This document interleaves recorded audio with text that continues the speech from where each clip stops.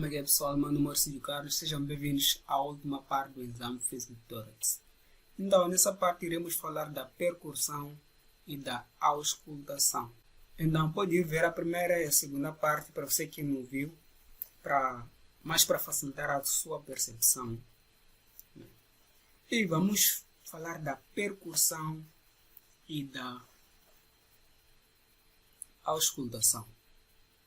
Assim, a percussão ela vai nos permitir avaliar os sons normais de órgãos que nós podemos encontrar na caixa torácica, ou seja, dos órgãos que nós podemos encontrar ao nível do tórax. Temos alguns sons, temos o som claro pulmonar. Esse som claro pulmonar podemos encontrar quando os pulmões estão íntegros, ou seja, quando estão preenchidos de ar. E também temos som maciço. Esse som maciço nós podemos escutar em caso de presença de algum líquido ou uma massa ao nível de alguns órgãos contidos na caixa torácica. E além do som claro pulmonar, o som maciço, também podemos ter o som hipertimpânico. Quando os pulmões tiverem excesso de ar, podemos ouvir um som claro pulmonar. E além do som claro pulmonar e do som maciço, podemos ter o som hipertimpânico, que é aquele som muito audível. E durante a percussão, o clínico também vai ficar atrás do paciente. Existe um método específico para avaliar essa mesma percussão, que é o método dígito digital. O clínico irá colocar a mão na parede posterior do tórax do paciente. Os dedos devem estar um pouco separados e o dedo médio, o dedo que está no meio, o maior dedo, deve estar entre o espaço intercostal. E em seguida, o clínico deve percutir levemente o dedo médio, o dedo que está no meio nesse caso. E durante essa percussão, durante esse golpeamento do dedo médio, será emitido alguns sons. E iremos fazer uma relação com os sons que acabamos de mencionar aqui. Som claro pulmonar, som maciço, som hipertimpânico, etc.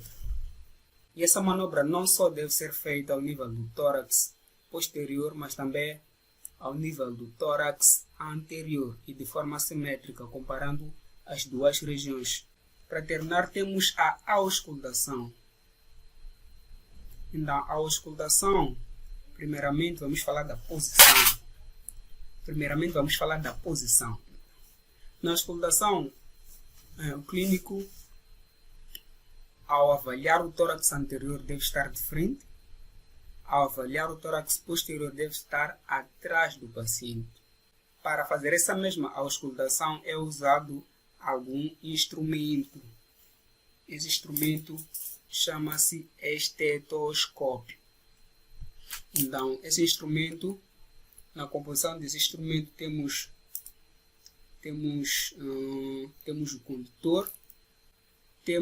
o condutor, como dizia, responsável por conduzir o som. Temos a campânula, temos as olivas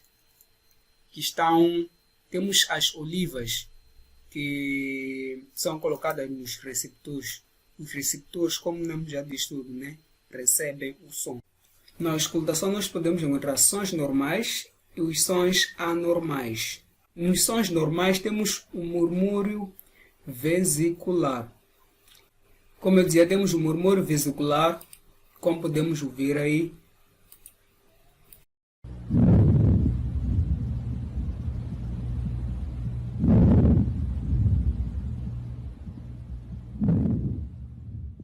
Durante a auscultação.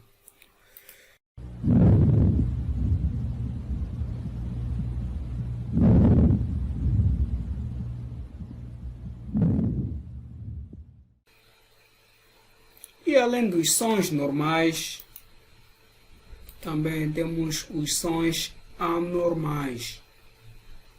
Nos sons anormais temos os fervores crepitantes, temos os fervores subcriptantes, temos o sibilo, temos o estridor. Então, os fervores criptantes ou estertores criptantes são sons anormais que podemos encontrar em caso de alguma patologia, nesse caso.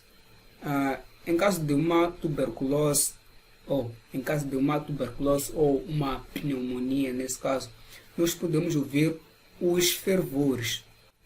Então, os fervores, eles podem ser comparados com um som que produz quando esfregamos o cabelo próximo à orelha. Então, podemos tentar fazer essa manobra. É mais ou menos isso.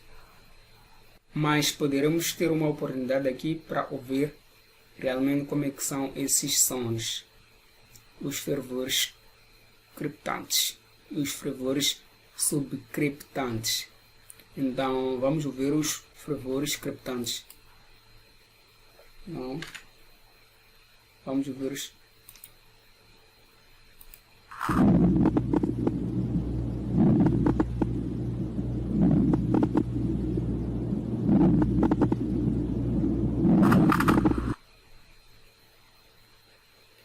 Mais uma vez.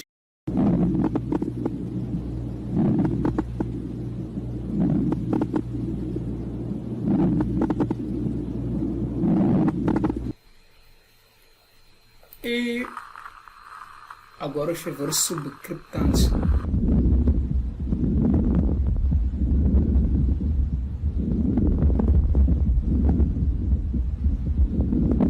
Então, durante a auscultação, se o clínico, durante a auscultação, ele encontra esses achados, fervores nesse caso, ele pode ter uma suspeita de diagnóstico de uma tuberculose ou de uma pneumonia.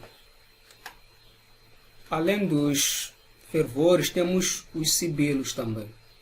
Os sibilos encontramos em pacientes asmáticos.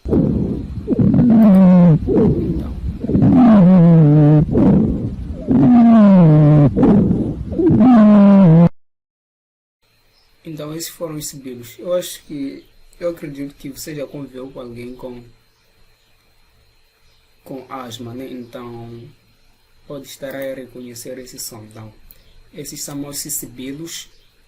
Eles são presentes em pacientes asmáticos.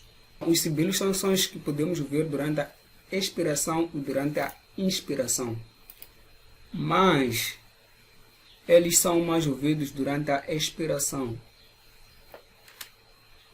E os fervores, eles são ouvidos durante a inspiração e a expiração.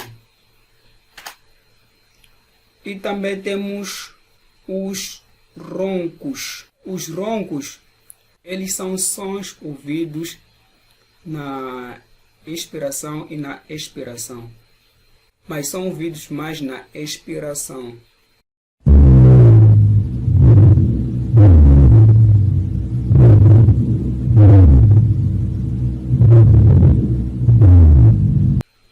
Temos o estridor, que é um som inspiratório.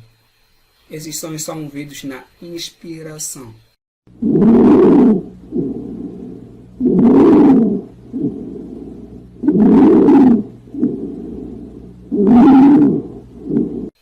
Então, durante a auscultação, as regiões que devem ser auscultadas são aquelas regiões que aprendemos na primeira parte do vídeo. As regiões anatômicas anteriores do tórax e as regiões anatômicas posteriores do tórax. Então, como eu disse, como na percussão, na auscultação também, a auscultação deve ser feita bilateralmente, ou seja, nos dois hemitóraxes, fazendo uma comparação. Então, o vídeo termina por aqui. Muito obrigado por assistir. Não se esqueça de subscrever no canal e ativar o sininho de notificações. Então, fique atento para mais vídeos no canal.